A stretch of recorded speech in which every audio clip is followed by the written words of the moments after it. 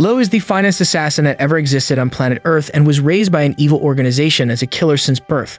They taught him to be cold and calculated and to have no feelings towards anyone whatsoever. He's on one of his missions alongside a pretty young woman who seems to be working under him. They seem to be on a cliff, overlooking a road where some members of the mafia seem to be doing some business. He takes aim with his biggest sniper rifle and starts shooting them one after the other without any mercy. The girl acts as a spotter and tells him the location of the members on the road while he keeps shooting them one by one without missing a single shot, making the entire mafia panic as they try to hide behind the cars. The girl informs him about their position and he starts guessing where the enemy is and shoots through the car to kill the man, before he gets up abruptly and tells her that their mission is over. She seems to be incredibly confused and tells him that there are more members alive who will run away if they don't deal with them, but Lugh simply looks at her and repeats that their mission is over and they are leaving. The girl still seems to be very reluctant and demands an answer, so Lugh tells her that they are no heroes and have no right to take more lives than they were given the orders to. The organization told him to kill 6 members, so he killed them and will leave. She asks Lugh whether he can think of any reason why the organization would do that, and he replies that their organization is a top-secret service who aims to control the entire country, and they might have connections with the mafia, and only wanted the leader to be changed, so they had him executed. This was a shocker for the new recruit, as she thought that she's going to work for something good. He puts the gun in the backseat and was about to get inside the car when he suddenly notices an unmanned drone coming their way. He immediately shouts at her to get inside the car and jumps in the driver's seat before driving away as fast as possible. The girl has no idea what's happening, but Lugh doesn't bother to explain and tells her that she has to get gun ready and attach a wire to the trigger before setting it up on the back seat. They get on the road and suddenly a bunch of military vehicles start following their van, so they quickly jump outside of the vehicle without being noticed.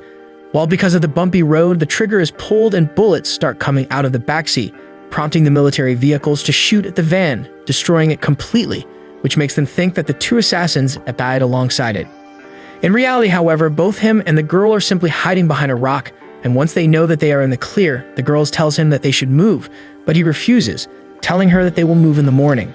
She calls him a dumbass for wanting to move in daylight, but Lugh informs her that the drone has an infrared camera, and their bodies will be easily visible because the ground is really cool, whereas in the morning, the ground will have a similar color to their body.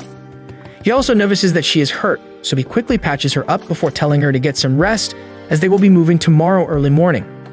They both lay down on the ground when suddenly, like an annoying extrovert, she starts asking him some personal questions like how big he is and whether he thinks size matters, but he shuts her up by saying that he has been raised by the organization, and this is going to be his last job as he is retiring, so he would like her to shut the hell up so he can rest easy. He tells her that he is retiring and starting a new job in Japan, where he will be working as an instructor who will teach novice assassins like herself. This maddens the girl, who tells him that she is not a novice and that she is at the top of her class. He simply replies that if that is the case, then her class is trash and he was a better assassin than her even when he was still a virgin. She gets mad at him, but within the blink of an eye, Lugh pulls a gun on her head and tells her to shut up. He asks her whose gun it is, and she slowly replies that it's her gun. He then taunts her by asking her how good of an assassin she is that she let her gun be swindled from her and is now being held hostage with it. He tells her that this happened because she trusted him even though he can simply kill her whenever he wants and might as well do it, as she is nothing but a burden to him. She is unable to say anything, but just stands still for the entire duration before he lowers the gun and puts it back inside of her jacket and lays down before telling her to sleep. The girl stands there for a while, completely motionless, before taking out her gun and points it at Lugh, asking him that if he is such a good assassin, how did he trust her and give the gun back? Lugh tells her to shut up and sleep, but she threatens to kill him, but Lugh replies that she simply cannot because he is not dumb enough to hand a loaded gun back to an idiot girl who he just threatened, while showing her the rounds in her hand before going back to sleep.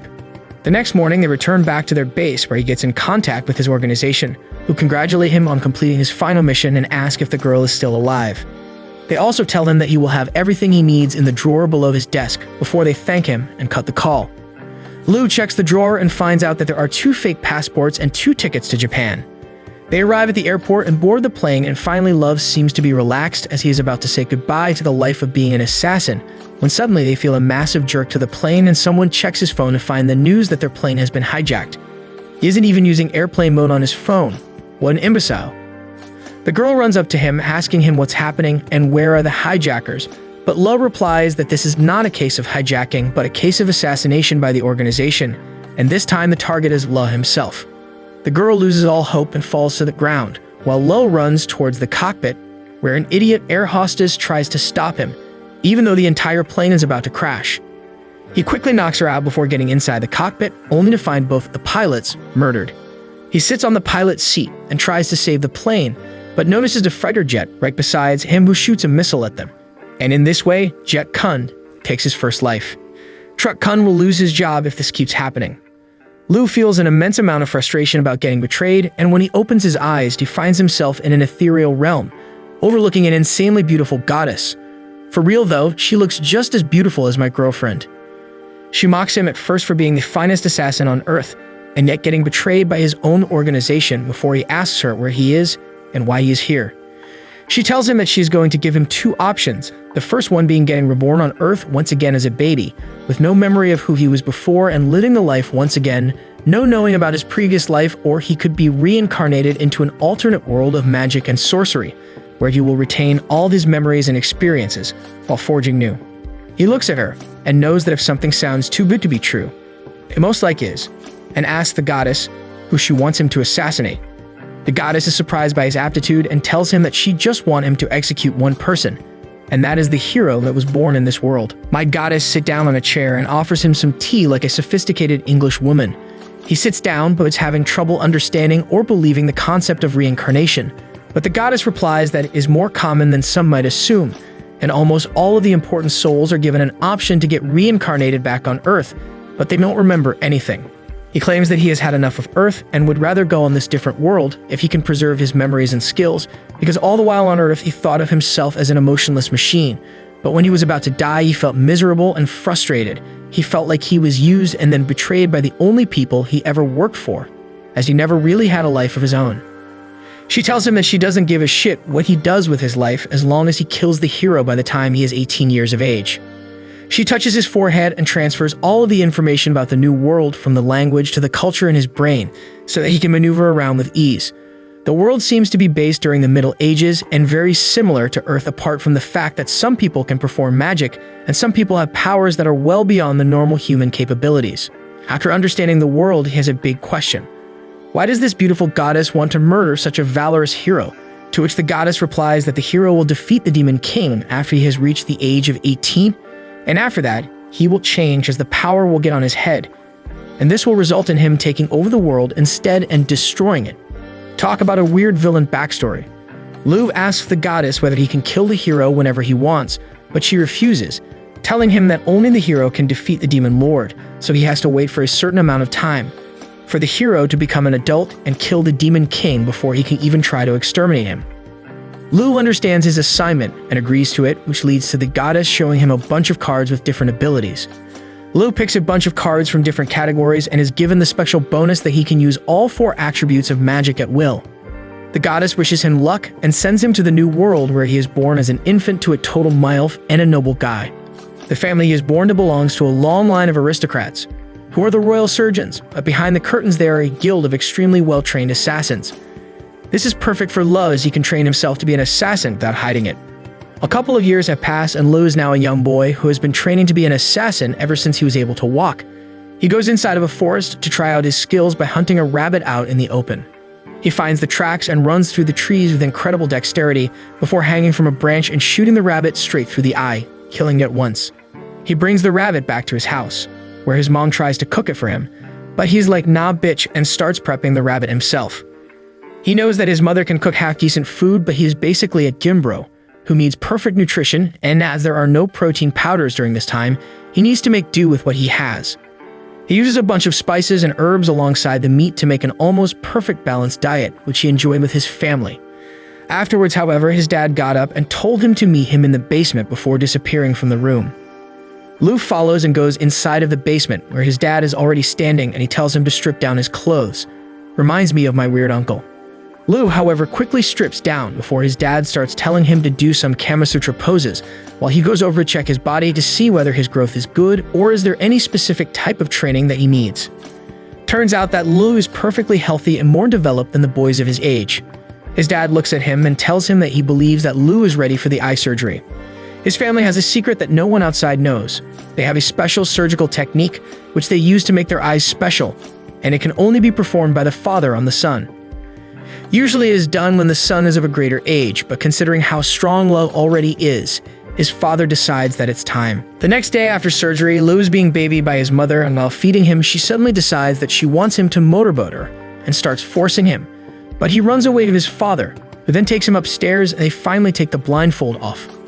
Lugh opens his eye to the blinding sun and sees the beautiful scenery of the area that his dad owns. He tries to focus his eyes, and surprisingly enough, he can look at the things far away very clearly, and has gotten the ability to see in the dark as well. This will be very important for an assassin, and as he turns around to thank his dad, he notices that now he can see how much mana they have as well, which will also be important while fighting enemies. His father looks at him and tells him that he also has arranged for a personal tutor who will teach him magic starting tomorrow. He's incredibly happy about this, as he was dying to learn magic in this world.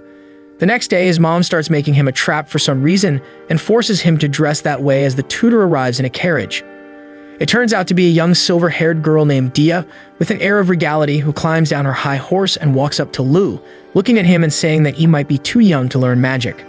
Lugh tells her that she herself is barely older to him, which pisses her off, so she goes off and demonstrates an explosion magic to him, which blows his mind. She tells him that even though she looks young, she is one of the top 4 strongest mages in the entire kingdom, and she will train him day and night to make him at least the 5th strongest mage. The next day, their training starts as they both formally introduce themselves in the garden. Dia tells Lugh to not be so formal, as she is merely 3 years older than him, but he tells her that she is still her teacher and deserves every bit of respect. Dia laughs and hands him a beautiful crystal ball, which she calls a far stone. She tells him that this stone is used to gauge how much mana a person is gifted with naturally. The more mana you have, the more complex and destructive magic you could perform. She tells him to pour all of his mana into the stone, but turns out that Lugh has pretty big balls as he drains everything in the stone, which becomes really unstable as it can't contain so much mana. Dia gets horrified by this and shouts at him to throw the stone as far away as possible, so Lugh immediately increases her strength and throws the stone in the air that explodes with a loud bang, giving everyone Hiroshima flashbacks. Both of his parents run outside of the house and up to the 2 kids asking if they are alright. Dia is completely shaken up by what she just saw, but thinks that the parents must be mad, so tells them that it was her fault, as she didn't know how much mana Lugh had. The parents, however, are not mad even a little bit and rejoice in their son's capability instead. They thank Dia for making them realize how powerful their son is and leave them to their training before walking back inside the house. Lugh, however, is currently fixated on these far stones as they can be an important weapon against the hero, thanks to their explosive properties, and asks Dia about the stones and where he can acquire some. Dia, however, tells him that these stones are not something that he can simply buy from a shop, and they are the prized jewels of her kingdom, and their trade is highly controlled. Lugh is disappointed, but decides that he will deal with that problem later. That night, Dia ends up invading Lugh's room more easily than how Britain invaded India and sleeps with him, claiming that he is her little brother now. I just hope she doesn't get stuck in a washing machine. The next day, they go near a riverbank, and she hands him another stone, but this time she tells him to pour in only a little bit of mana, as she wants to check the attributes that he has. At first, she checks for the fire attribute and is happy to see that he has it, but just to be sure, she also ends up checking for water attribute, claiming that it is very rare for someone to have 2 attribute, and that she is one of the very few people who possess them. She is shocked to see that even he has 2 attributes, and feels very happy as now she can teach him all the spells she has and starts moving on when Lugh asks her to check if he has any more attributes. She smiles and tells him that it is possible for someone to have 3 attributes, but no one in recorded history remembers someone like that existing. To her horror and surprise, however, he even has the wind attribute, and out of curiosity, she checks once again and realizes that this monster of a child has all 4 attributes, which is completely unheard of. She composes herself once again, but also is really annoyed that she called in her brother just the night before. She then sits with him and wants to wake up his innate magic, and from what I can understand, takes his magical virginity or something wirelessly, and suddenly, Lugh can use magic spells now. She tells him that now he can use these spells to do a wide variety of things, and the more spells he uses, the more spells he will be able to learn. Lugh, however, tells her that he is having a hard time thinking about these spells, so Dia takes the lead and shows him how to say one of the most basic earth spells, which is creating copper.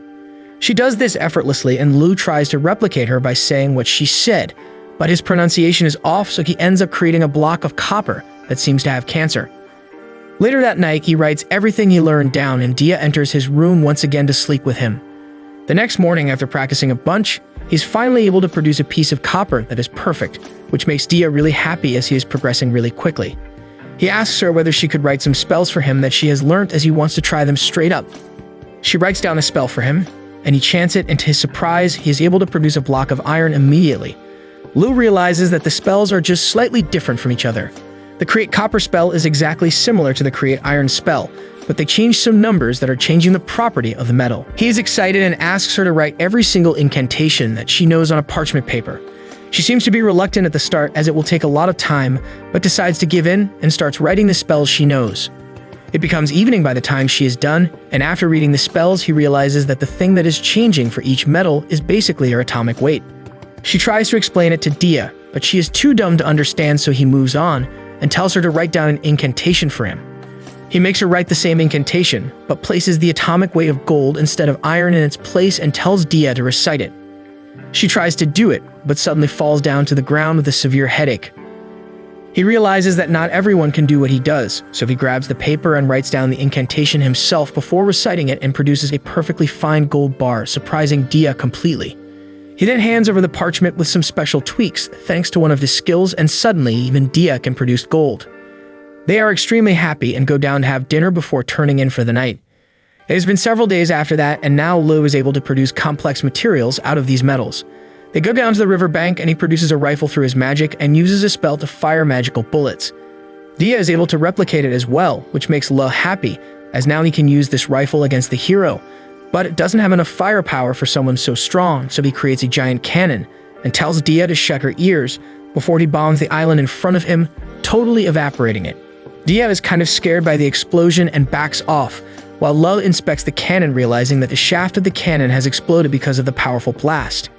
He asks Dia whether she wants to try it, but she refuses, telling him that she is perfectly fine with just using her rifle for now. That night they sleep together again, but Dia seems to be very emo because this is her last day over here and she has to leave the next day back to her own kingdom. Lugh wakes up and goes over to the window where he uses his magical ability to create a knife blade out of titanium, which has never been seen in this world. He demonstrates its sharpness to Dia before telling her that this is his gift to her. Dia smiles and takes off her pendant, which has a beautiful far stone inside of it, and gives it to Lugh, making him promise that he will come to meet her if she really wants to meet him. The next day, she hops back into her carriage and leaves the kingdom, thanking them for hosting her in their mansion and promising that she will return someday. The daddy of the house looks at Lugh and tells him that he can feel an immense amount of mana coming from inside him, and he thinks that Lugh is ready for the first step of him becoming an assassin. That evening, he takes her into a carriage to a large prison, which contains a hell lot of death row inmates that are given to the Lugh's family, so that they can try out new drugs and practice assassinating them.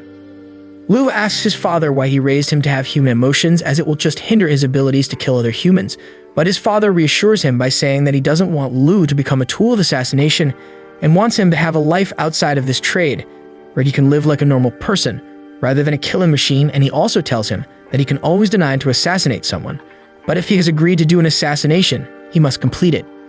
He takes him to one of the cells and shows him a young 19-year-old girl tied to a chair and gagged. He removes the gag and the woman starts begging for her life, telling them to spare her. His father informs him that she infiltrated the house of an elderly couple, and when they returned, she ended up killing them and burning their house down. She cries to him that she only wanted to find some food, and the death of the couple was an honest mistake, which is the reason she burned the house down, because she was so scared. She pleads to him to spare her life, but without a second of hesitation, Lugh slices one of her hands off.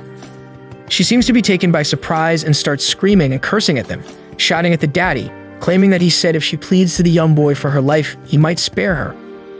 Lugh, however, knows how people like her are and throws his knife into her throat, killing her once and for all. Some years have passed and now Lugh is 10 years old.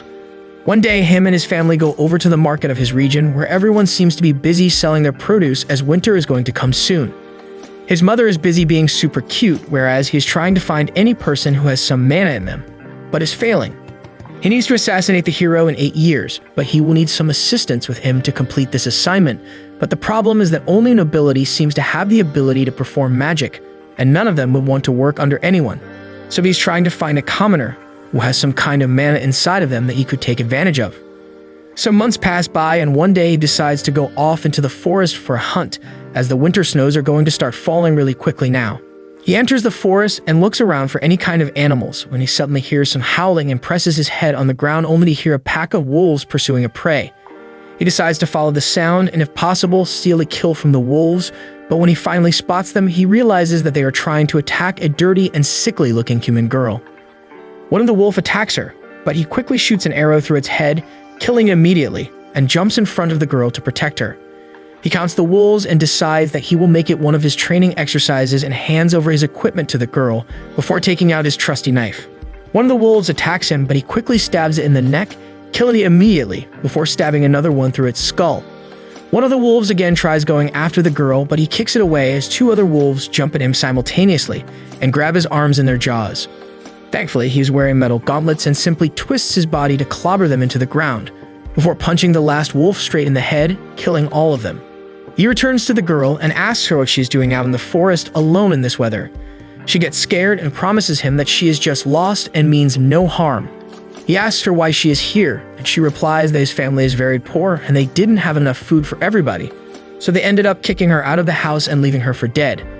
She found a kind stranger who told her that the region where Lugh's family lives is very rich, so she ended up wandering through the forests to reach this kingdom and got attacked. He gives her his jacket and starts cooking some porridge for her. He gives her a bowl and tells her to eat it slowly, as if she eats it too fast, she might end up puking. She introduces herself as Tart and thankfully eats the hot meal before Lugh starts bleeding the wolves out and tells her his identity as the son of the lord of this area. She immediately lights up and tells him that this is incredible, as a goddess came to her sleep and told her that she will find the heir to the region soon, and she finally found him. Lugh realizes that the goddess might be trying to help him, so he quickly checks her mana, only to realize that she is one of the commoners who can perform magic. He immediately offers to take her back to his place where she will live in his house and will never have to search for food. The only thing that she has to do is follow his orders at all times, and that may include killing other people. He then gives her the final decision, asking whether she wants to come with him, and she happily agrees, claiming that she was never wanted by anyone else, and he is the only one who told her that he would like to be with her. He takes her back to his place, and she starts living with them ever since. 2 years have elapsed, and one fine day, Lugh is woken up by Tart, who calls him down to breakfast. She has grown up to be a very pretty girl with a huge personality, and she seems to do every single task for him. His parents seem to like her, but when he took her back to his place for the first time, his father told him that he can only keep her on 2 conditions. He trains her himself, and he makes sure that if she ever betrays them, he will kill her himself. He tells her to meet her down in the basement for a routine checkup, and after making sure that her growth was optimal, he tells her that she can attack him anytime she wants. She tries to attack him with a knife, but he is able to easily subdue her. It turns out that she is really shit at handling knives, and the only weapon she's incredibly good at is his spear. But the problem is that his spear is not very easily concealable and is too bulky to kill someone discreetly. He decides that he will do something for her, and that night, he goes to the basement once again, only to find the poor girl practicing her knife skills on the dummy target, but is unable to handle it properly. She gets embarrassed to see him and apologizes for training without his permission, but he simply produces a linked weapon for her that can be folded into a small size and can be concealed, while it can be straightened out to produce a perfect spear. She plays around with it and uses it on the dummy target, easily hitting it every time and even destroying it completely. She thanks him with all of her heart before they both turn in for the night. Lugh goes to the market regularly and is loved by the people of his region immensely. Everyone in the market wants to give him so many gifts that by the time he is returning to his own place, his entire carriage is filled with fruits and veggies from the farms of local people. He returns to his place and checks his stash of far stones that he ended up figuring out how to produce himself, even though Dia refused to tell him how to. He filled them up with mana and put them in a bunch of bags, basically as hand grenades. Suddenly, he is called by Tart, who informs him that he is being called by his father down to the training room. He goes over and meets his father, who asks about the abilities of Tart. He replies that he has trained him to an extent where she is just as strong as some of his cousins and extended family members. He then looks at Lugh and asks whether they can trust her. He tells Lugh that he ended up finding a homeless commoner girl with magical abilities, just when he was looking for someone like that on a chilly day when he randomly went for a hunt. This seems too much for a mere coincidence, and he suspects that Tart might be sent by a spy organization to steal their family secrets. Lugh, however, replies that he has been looking over her for the past years, and is sure that she's not a spy, and if she was one, he would have killed her immediately. His father replies that even he thinks that she is not a spy, and it must be God's work that it all turned out the way it did. He then looks at Lugh and tells him that he is strong and old enough to take his final exams and asks Lugh whether he is up for it. Lugh replies that he is ready, so if his dad tells him to come outside, as his first test would be to fight him in hand-to-hand combat. Lugh dresses up and walks outside, and they both enter the forests. Lugh should have the upper hand because not only does he have the knowledge about assassinations from his current life, he also has the skills and experience from his previous life. He climbs on a tree when suddenly his dad shoots some arrows towards him. He dodges them and jumps off the tree and finds his dad, who again shoots a crossbow bolt at him, which Lugh dodges again and throws a knife at him. His dad is able to block the knife and tries to slice Lugh with his own knife, but Lugh dodges and tries to kick him. But his dad is incredibly nimble and grabs his leg before breaking one of the bones. Lugh quickly kicks him away and jumps into some bushes, where he swiftly tries to heal his bones with the help of his incredible recovery magic. He runs down the hill where his dad has set up a trap for him. He dodges the trap, but is immediately attacked by his father, who pushes him to fight with his dual knife wielding technique, while Lugh tries to block his attacks. Lugh finally grabs one of his hands and kicks him in the ribs, forcing him to move back before he disappears inside the forest once again. He runs out in the open, where he is attacked by throwing knives, which he is able to dodge, before his father jumps at him and stabs his shoulder, but turns out that he is able to put his blade on his father's throat as well, ending the battle with his victory. Both of them return back from the forest to find Tart preparing them some tea. His dad patches him up and tells him that he has taught him everything he could have, and now it's time for him to experience the assassinations firsthand. After that, they start going on assassination missions together and kill a piece of shit who has a lot of money that he uses to abuse girls, but his father simply ends his life by a syringe poison to his throat, killing him immediately before they jump out the window. They poison several other degenerates, burn some of them, make a lot of them look like accidents, and during one assassination, they make it look like the work of bandits before running off. While coming back from a visit to a rich noble who seems to be ill, his dad tells him that he is sending Lugh away to a different town to live under a false identity as the bastard son of a very famous trader. He tells him that he has to stay 2 years with them and make himself known as a very good trader, which will help them in further assassination, as nobles invite traders to their houses very often, and oftentimes they don't even get checked by the security. Lugh obviously agrees to this arrangement, and in his honor, his father sets up a huge function. All of his extended family members arrive at the location, as he is the youngest member in the history of their family to pass the final test. His dad proudly exclaims that he will become the new head of the family after his death, which seems to annoy some of the members of the family. One such guy throws his wine glass at Lugh, who catches it and hands it over to Tart. The guy refuses to acknowledge someone younger than him to be the head of the family and wants to challenge Lugh. His father arranges a match between them, and if the guy wins the match, Lugh will be set aside and he will become the new head. The match starts, and before he can even blink, Lugh appears behind him with a knife to his throat, ending the fight. The guy is shaken and embarrassed, so he gets up and tries to slap Lugh, but immediately is taken down, and Lugh cleanly breaks his arm, saying that if he is healed with the family medicine, he should be fine within 2 days. The match concludes, and no one else dares challenge such an exceptionally skilled boy. Later, Lugh goes outside and calls the cousin to meet him. The cousin seems to be grumpy, but Lugh acknowledges his strength and tells him that if he becomes his subordinate, he will make sure that he is treated extremely well. Lugh tells him to join the Royal Knights and work under him. The cousin seems to be reluctant, but ends up agreeing to him, and to celebrate this collaboration, Lugh hands him a beautiful titanium sword as a gift. The next day, Lugh packs up his shit, and Tart helps him put everything in the carriage, as she is adamant that she will follow Lugh. He finally agrees, and they start their journey to the new city to begin their new lives. Lugh finally arrives at the new town and settles into his new home. This town is known for its merchants and is one of the most prosperous regions of this kingdom because of trade. Lugh immediately conceals his identity by converting his hair into black with the help of magic, as the silver-haired boy would be too synonymous with Lugh. He even puts on a pair of glasses, and his identity change completes.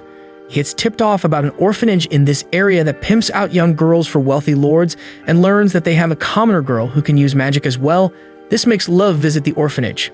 When he reaches the orphanage, he goes near the barn, where he finds a beautiful blue-haired girl crying with a sickle in her hand, and was about to disfigure her face because she thought that if she had a hideous face, people won't buy and abuse her. Lugh holds her hand and asks her to stop, and very kindly tells her that she should smile more, as she looks beautiful with a smile. Kind of an insensitive thing to say to a girl who is being abused constantly, but whatever. He is escorted by the owner of the orphanage inside, and a series of girls are standing in front of him, including one with a disfigured face. Lugh immediately realizes where this blue-haired girl got her idea from. He checks for mana and realizes that the blue-haired girl is the only one with mana, and tells the owner that he's going to buy her. The owner tells him that her name is Maha and she is a special girl, so he's going to charge triple the normal price, but Lugh is a rich bitch and has no trouble giving out that much money to him. He was about to take her back home when the owner interrupts and tells him that he needs to get her ready and clean, so Lugh should come back 3 days later when she is ready. Lugh looks at Maha, who looks petrified at this proposition, but agrees regardless, but warns the fatty that he has already paid for her, meaning that she is the part of his family now, so no harm should come to her. The fatty agrees to him, and Lugh returns back to Maha's dismay. The fatty, however, has alternate plans as he wants to pimp her out a couple of times to make some extra money before he hands her over to Lugh, so he has her washed and takes her in a carriage towards a nobleman's mansion. But on the way, Maha ends up escaping and runs inside the forest. One of the guards under the fatty, however, has mana as well, and he catches up to her and grabs her from behind. He was about to hurt her when Lugh arrives and grabs his hand. The guy is shocked to see him there and tells him to leave him alone, but Lugh simply slams him to the ground. The fatty arrives at the scene and is shocked to see Lugh there. He tells him that he was supposed to take her 3 days later, so why is he here? But Lugh tells him that he can identify a piece of shit when he sees one, and fatty is the fattest and the most ugly piece of shit that he has ever laid his eyes upon. Fatty tells his underling to hurt Lugh, and the guy runs up to him, trying to punch him, but he simply dodges and cleanly breaks his arm in half. The fatty tries to attack him from behind, but Lugh dodges and pushes him against the tree, putting a knife on his throat. He then asks Maha about what's happening, and she tells him that she and the other girls were orphans who used to stay together in the slums. They used to give tours to the tourists in the city and got a small amount of money for the tours and some money from the restaurant that paid them to take them there. They were not earning a lot, but they were happy and satisfied with their lives. One day, however, these crooks attacked them out of the blue. Even though Ma tried to stop them, they ended up overpowering them and brought them back to this orphanage. They threw them into a room and gave them a couple of vegetables to feed themselves for the entire week, and slowly started pimping the girls out one by one to people who would treat them badly. This kept happening to almost every girl, and once, one of the girls ended up getting so stressed that she used a sickle on her own face to get herself scars so that no one would buy her. Lugh sends Tart in Maha's place and sets the nobleman up, and as soon as the man tries to abuse her, a bunch of guards enter the room and arrest him. They return back to the orphanage, where Lugh fixes the girl's disfigured face through his magic and takes Maha back with her to start her new life with him. It has been some time since Lugh took Maha under his protection, and he has been doing amazing work for the Baylor Company as well. Balor, his make-believe dad, asks him to have a look at his biological son, who is struck by a terrible fever, and just after one course of medication, he feels much better. The boy thanks Lugh with all of his heart, but Lugh reminds him that this is a secret and he can't tell about this surgery to anyone, not even his mother, and he happily agrees. Baylor informs Lugh that he has taken care of all of the paperwork, and they have successfully and legally adopted Maha as Lugh's younger sister. Lugh seems to be happy about it, as he can work with her without drawing much suspicion. Sometime later, he takes Lugh to a room, and he shows him the plan for a store at a major intersection of the city. He claims that he opened a liquor store some time ago, but it flopped completely, forcing him to shut it down. But now he wants to hand it over to Lugh, as he believes he is the only one who can breathe new life into it. Lugh seems to be reluctant, but agrees anyway and returns back to his place, where both Tart and Maha have prepared him some excellent dinner. They have dinner together before he tells them about his plans. He tells them that he has been given the reins of a shop and he needs to use it to further his objective of killing the hero as efficiently as possible. He explains that the first goal of the shop would be to make as much money as possible, as that would result in the shop not closing down anytime soon, and the second objective would be to sell something that the nobles would be attracted to, so that they can get closer to them. The two girls ask him whether he has anything in his mind, and he tells them about his plans to sell cosmetics and sweets in his shop, especially directed at the noble women. Ma, however, interrupts him and asks him about how he's going to break the market, as there are already a bunch of shops that specifically sell cosmetics to these women, and it would be very hard to try and get the consumers to change companies all of a sudden. Lugh realizes this could be a problem, but tells her that he has a plan and he will demonstrate it the next day in front of Balor and his wife. That night, the two girls come over to his room and sleep together with him so as to not feel lonely, and the next day they all go over to Balor's house, where they fix a meeting and sit together. His wife seems to hate Lugh because she believes that he is a bastard son of his husband and covers her face for some reason that I don't know. Lugh tells them about his plans, but similar to Maha, even Balor is not too sure about how they are going to crack the market, as even if they create cosmetics of a superior quality, people will still choose well-known brands over their brands. Lugh, however, tells him that they are not going to compete with them. In fact, they are going to make something that will complement the cosmetics that are sold by these companies. He tells them about how the makeup is a hassle to apply and makes your skin incredibly dry when you take it out at the end of the night, but he has come up with a special cosmetic that can completely get rid of that problem once and for all and help people protect their skins at all times. It turns out in this world, moisturizer hasn't even been invented yet, and God knows how teenage boys survive this problem. He is the first person ever to create moisturizer and tells them that this will keep their skin from becoming dry and also prevent the cosmetics from damaging their skin. The woman takes the bottle from his hands and applies a little on the back of her hand, only to be shocked by how smooth her skin felt. She then decides to remove her face mask and reveal her less than pretty face, on which she applies some more moisturizer and is delighted to find her skin soft and supple. Lugh tells her to try and apply makeup on top of it, so she does and exclaims how easy it is to apply makeup on the moisturizer. Lugh asks whether she likes it, and she immediately replies that she hates his guts, but she likes the moisturizer a lot. Watching her wife be so happy, he asks whether she could share it with some of her friends to increase the reach, and then asks Lugh how much he can produce in a week. Lugh replies that only he can produce it for now, so around 200 bottles. Balor tells him to hire more people so that they can increase their production, but he tells him that if they hire people right now, a lot of enemy companies might try to steal his secret and bribe the workers for it. Balor realizes that Lugh is right and asks him, how much time will it take to set up mass production, and Lugh replies that it can be done by the end of the month. However, he tells Balor that this cosmetic requires a special ingredient that can only be produced in his real father's region, and they need to make trade for that stuff before they can set up any mass production plants. Balor seems to be surprised because that region is very far, but agrees nonetheless and sends him back to negotiate. On a ride back home, he explains to Tart that the substance they need can be produced anywhere, but if he forces them to buy it from his native region, then it will mean that Balor can't cast Lugh aside when he is done with him. And this trade will result in more money coming to his region, which is incredibly good. One more good thing about this arrangement is that no one would dare to infiltrate the land of noble assassins to try and steal a formula. It has been several months since then, and he has successfully established his cosmetics shop in the region as a subsidiary to the Balor Trading Company. The moisturizer was an instant hit, and his shop is swarmed by a horde of women every single day, who try to buy as many moisturizers as possible, so he has imposed a cap of 2 bottles per customer. He has also made Maha the manager of the shop, and she ended up hiring the entire group of girls that were within the orphanage. Tart and Lugh sit nearby and witness how effortlessly and seamlessly the entire shop is being run, and he seems to be glad that he let Maha hire the little girls, because they have stayed with her all their lives, so they are incredibly faithful, young, and pretty, which is a must for a cosmetics shop, and are very diligent workers. He asks Tart about the security of the formula, and she replies that enemy spies infiltrate their factory almost on a daily basis, and they are still bribing their workers, but they have no idea about how to get their hands on the secret stuff from his region. Lugh is glad to hear that and tells Tart to maintain the security as they can't risk other people knowing about the formula so quickly. That night, while Lugh was trying to sleep, he realizes that someone has infiltrated his house and is crawling through the attic to reach Lugh's bedroom. He realizes that this must be a very high-level spy because he was able to conceal his presence till he was really close. It makes perfect sense that the enemies will try to kidnap him so that they can straight up force the information out of him. He tries to get up, but suddenly, Tart opens the bedroom door and uses her spear to stab the ceiling and tells Lugh that he doesn't have to worry as she has applied some neurotoxin on the spearhead, and the spy can't even lift a finger now. Maha was in the attic itself and comes down to report that the spy has been successfully captured. They take him down to the dungeons, where the 2 girls strip him and start torturing him to get out any kind of information about who sent him in exchange for his life. The next day, Lugh gets ready to leave for the nearby kingdom where Dia lives, as he has promised her that he will come to meet her once every single month. The girls decide to go to a good restaurant while Lugh is out, whereas he simply uses his wind magic to fly over to the nearby kingdom and gets inside of Dia's room through her castle. She is extremely excited to see him and welcomes him inside her room. She hands him a giant bunch of paper in which she has written a bunch of new spells that she has crafted herself.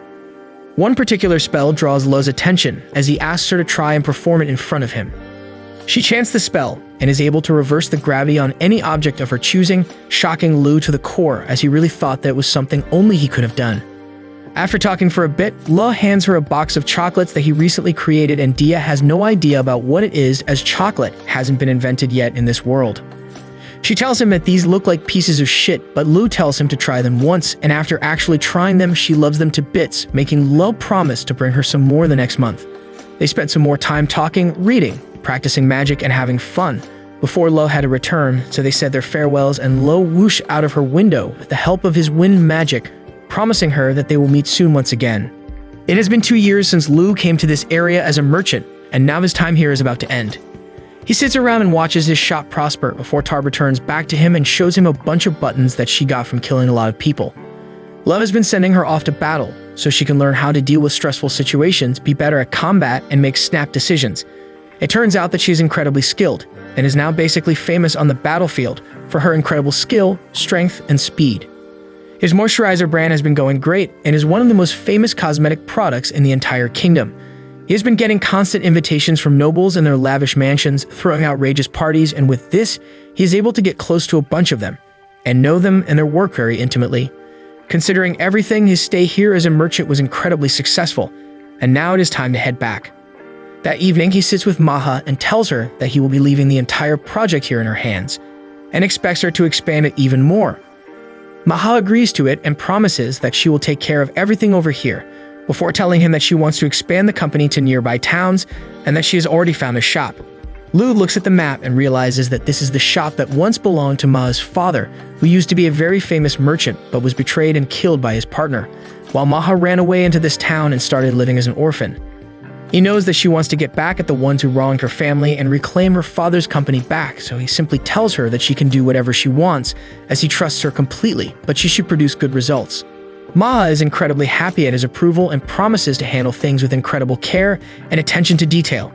Later, all of the orphan friends of Maha enter the room and thank Lugh for taking them in and saving them from a horrible life, before giving him a bag which contained a very special and rare herbal tea. He accepts the gift and thanks them all before they all turn in for the night. The next morning, Maha helps him convert his hair color back to the original silver, which she finds very pretty, and Lugh returns back to his original persona as the heritage family of assassins and dresses in his usual clothes again. He gets into the carriage and bids Maha goodbye before taking off with Tart back to their region. Tart seems to be a little sad because she made a really good bond with Maha, so he promises that he will let her see Maha whenever she wants.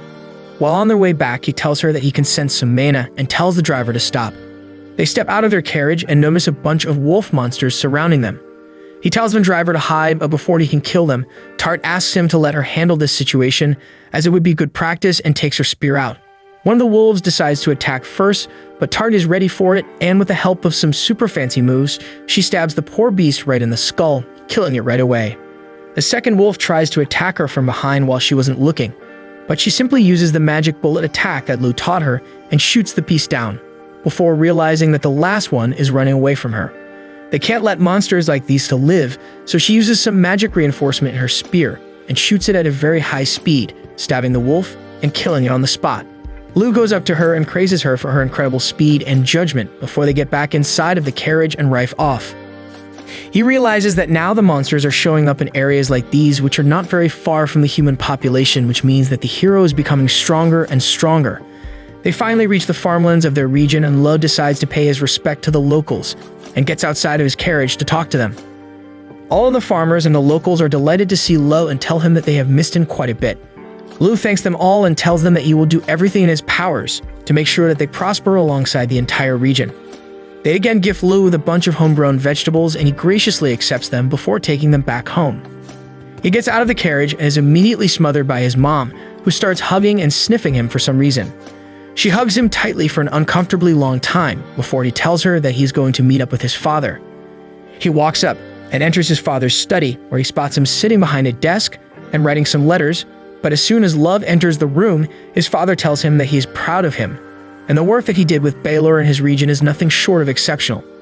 Lugh thanks his father before his father tells him that Baylor himself visited him a few days ago and told him that maybe he should reconsider Lugh's career as an assassin and let him be a merchant, as he is a natural at it. He looks at Lugh and tells him that he is not going to stop him if he wants to switch his fields even now, but Lugh firmly rejects his notion, telling him that he became a good merchant to try and become an even better assassin, and that will always be who he is. He cannot leave his family to live as Baylor's bastard son forever, and one more reason he can't do that is because he is in love with Dia, who is a noble, and they can't marry each other unless and until he is a noble as well. His father laughs at him and tells him that he is very relieved, and tells him that now he will be giving him actual solo assassinations, as before he only accompanied his father on such assassinations, and the only people he killed were death row inmates. Night falls as his father tells him that his job is to get rid of a nobleman who is selling a bunch of weapons to the neighboring army in exchange for drugs, and this could be really dangerous for their kingdom. Lugh tells him that he understands the assignment, and he will get rid of the man without leaving a trace. That night, Lugh walks with Tart and explains his mission to her, before writing down the details on a piece of paper and attaches it to a pigeon that will deliver it to Maha. He instructs Maha to find as much information about this man as possible, and try to get some sort of a connection to his household. He wakes up the next day and is annoyed that his mom keeps bothering him for no reason. After breakfast, she calls him down and shows him a bunch of pictures of some beautiful noble girls, telling him that he can choose any of them to marry as she wants some grandchildren as soon as possible. Lugh tells her that he is not going to go through with any sort of arranged marriage, and he only has eyes for Dia, and she smiles and tells him that she will do what she can. That night, Lugh and Tart both get ready, and in the darkness, rush inside of the forest to simply run over to the city where the man named Asba, who sells drugs and weapons, lives. They finally reach the city by the time the sun rises, and Tart comments on how big this city is, to which Lugh replies that this city is the second most important trading town in the kingdom after the region where Baylor lives. They walk through the city where they see a bunch of wounded and poor soldiers, lining the street, lying down on the ground, and begging for money.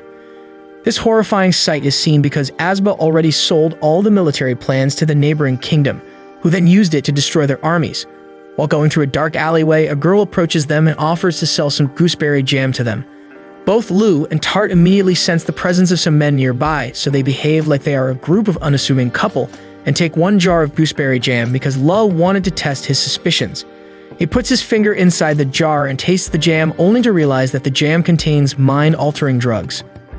He immediately confronts the girl and asks her to tell the truth, before smashing all of her jars on the ground.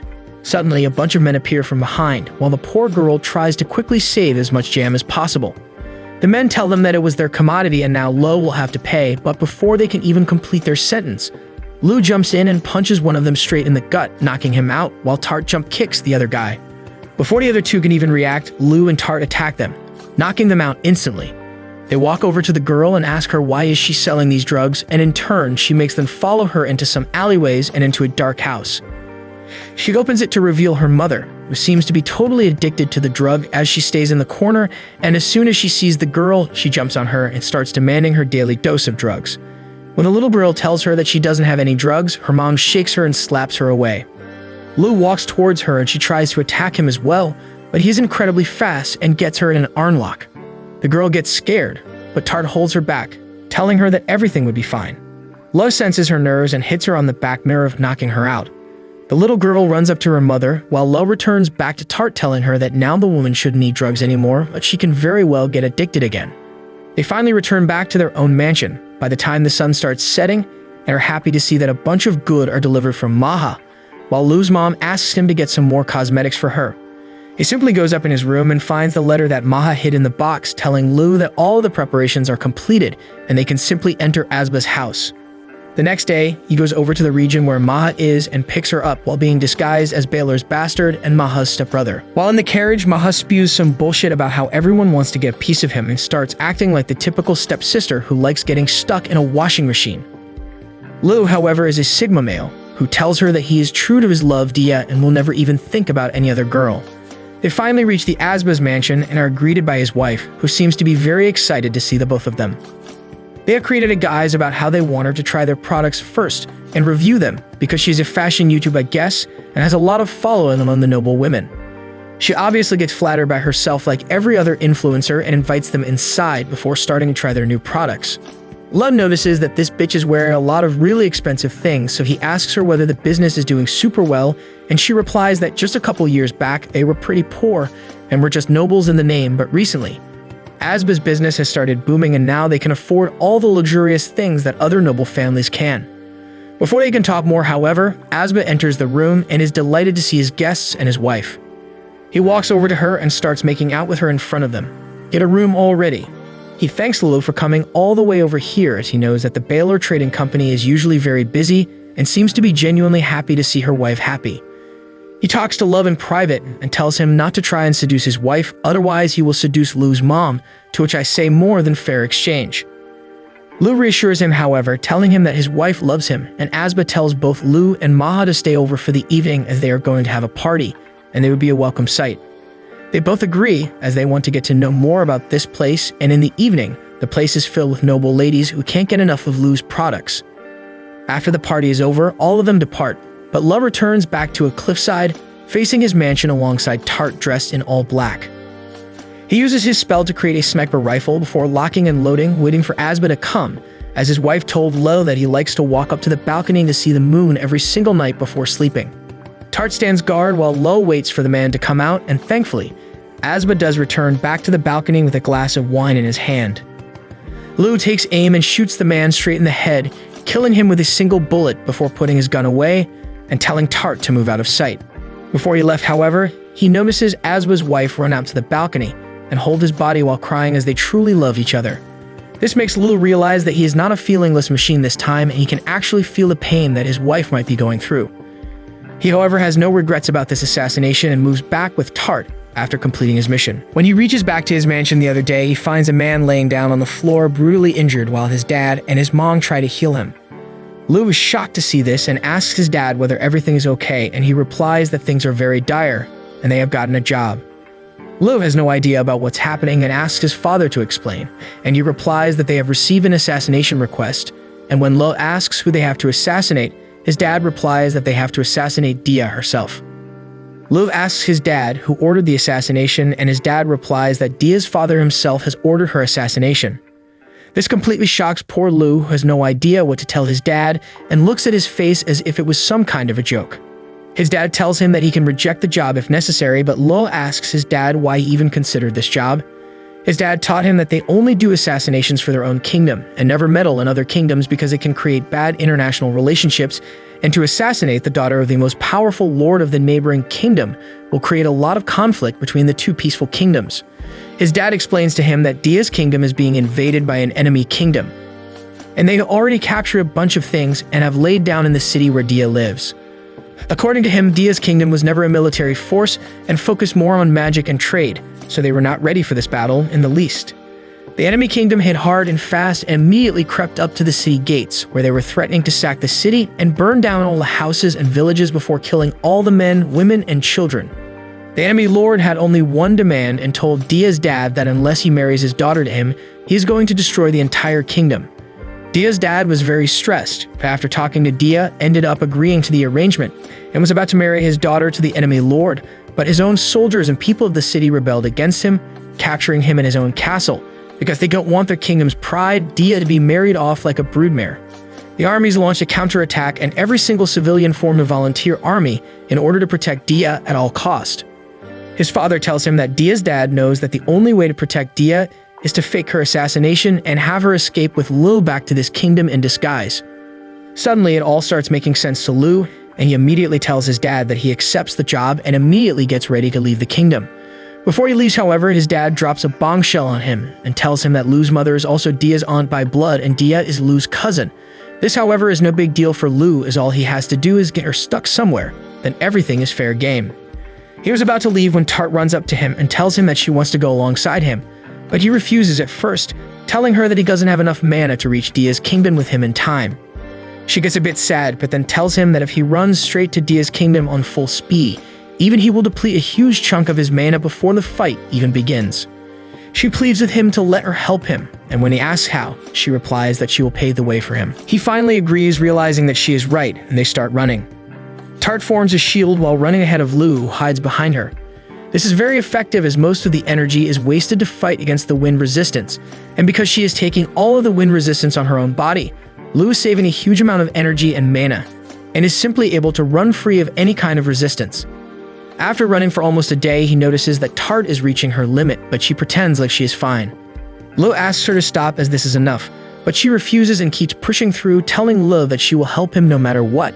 She pushes through for some more time, but finally gets blown away after her shield collapses. Lugh immediately jumps and catches her mid-air and protects her from taking any more damage.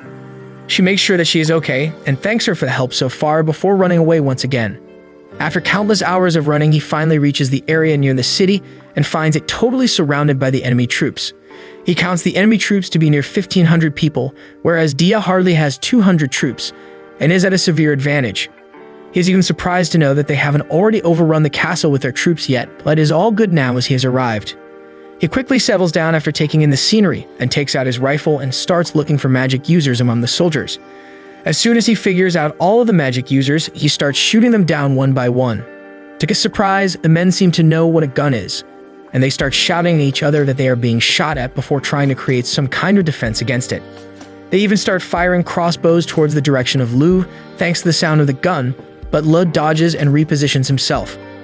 He realizes that Dia must have been providing cover fire to his troops this entire time, and that's the reason why they haven't been defeated yet, and that's the reason why the enemies know where they got shot at.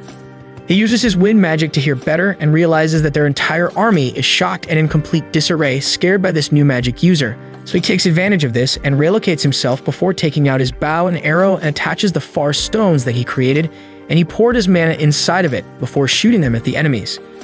Huge explosions take place and the entire enemy army is running around without formation, trying to save their lives when Dia's troops realize that this is a good opportunity to attack, and they open the gates and begin their counterattack. This gives Lugh the chance to silently infiltrate her castle, and he runs through the gates and silently creeps up towards the chamber where she is kept and opens the lock before entering in.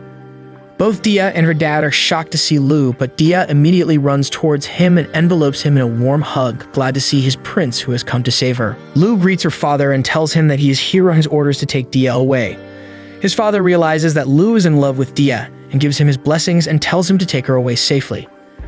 Lugh asks about his plan and he reveals that he will stay behind and cover their escape while going on a rampage and drawing as much enemy attention as possible, and once Lugh and Dia have safely escaped out of sight, he will escape as well. Lugh agrees with the plan and adds that he's going to set fire to the room, and they will make it look like Dia has game ended herself because she was depressed as so many men were dying for her. Dia mentions that they will come to find her body, but Lugh is always ready and already scavenged a dead soldier from the battleground and props him against the wall before instructing Dia that she needs to open the window doors and scream at the top of her lungs that she cannot take this fighting anymore and is going to end her own life so this all could be stopped. As soon as she says that, Lugh will set fire to the entire room. The plan seems to be foolproof, so Lugh tells her to go and start the plan. She walks towards the window and opens it, but just when she was about to scream, Lugh feels a weird tingling sensation, and he gets really uneasy. He remembers this feeling as the same when he was getting chased by the drone, and was about to die in that airplane and realized that something is awfully wrong. He quickly looks out the window and spots a spear flying towards them, shooting all of the ally soldiers on the way, blasting straight towards Dia. He quickly grabs her and takes her away from the window before throwing a far stone at the spear, hoping that it will destroy it. But the spear is way too strong and pierces through the blast and hits their room with a huge explosion. The dust clears, and thankfully both Dia and his dad are fine, but the spear quickly flies back towards its wielder, and Lugh uses his eyesight to see a really buff dude across the battlefield, holding the spear with a smile on his face. Lugh feels a sense of dread because he sees that the dude is filled with copious amounts of mana, so without even wasting a second, he summons a giant cannon and shoots it towards the guy across the battlefield. A huge explosion takes place and all of them seem to be relieved as he asks Dia whether she's okay, but suddenly he senses the mana again and looks across the field to see that the guy is still okay with only minor wounds on his body. The guy uses his berserker skill to get even more buffed up and stronger as he gets even angrier and shouts at whoever shot him to reveal themselves. Dia's dad tells him to run away with her and tells him that he will take care of this guy for a while and will try to escape if possible. The guy screams from across the battlefield that this was the first time anyone ever heard him in his entire life, and he introduces himself as Satan. He tells them that because he is impressed by their display, he is offering them a chance for a duel. Lugh versus him, and if he wins, he will kill Dia and destroy every single thing in view, whereas if Lugh wins, he will retreat from the battlefield alongside his army, and they will never invade this kingdom ever again. Lugh believes that this guy is the hero that the goddess was dreading about and realizes that there is no way he can defeat him in combat, and he wouldn't even be able to last 10 seconds. He tells Dia that he loves her and creates a huge tungsten bar, which he throws up in the sky, deep in the orbit. Dia tries to stop him, knowing that this is a suicide mission, but Lugh tells her that this is the only chance they have at surviving against this brute, and he enters the battlefield.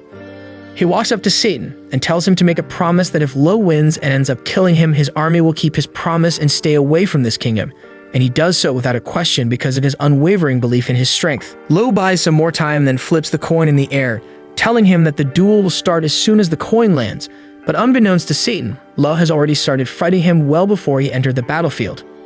He threw the tungsten rod in orbit as a huge nuclear device and reinforced it with magic. He learned about this weapon through his previous life on Earth, where Americans have created several such weapons that they can drop from outer space that can destroy entire kingdoms. He waits for the tungsten rod to come down back into Earth and distracts Satan so that he doesn't realize what's happening, and as soon as the duel starts, the rod falls on top of him, creating an insanely huge explosion which destroyed everything in sight as Dia's father protected her with a magical shield, and Lugh tried to do the same, but ended up getting blown away and got knocked out. After he woke up, he saw Dia crying and happy that he was awake again. She tells him that he won the battle as he lay there injured. She hugs him and tells him that she's immensely glad that he survived, and both of them return back to Lugh's region, where his mom is worried sick and is relieved to see both Lugh and Dia back safely. They start living together and many months pass, when his father informs me that he has signed the adoption paper of Dia, and now she will be living here as Lugh's sister under a different name. They'd all laugh at this problem, but suddenly his dad also reveals that the famed hero has entered their kingdom and will soon fight the demon lord. They all seem to be happy about the arrival of the hero, but Lugh is stunned as he thought that he already defeated the hero,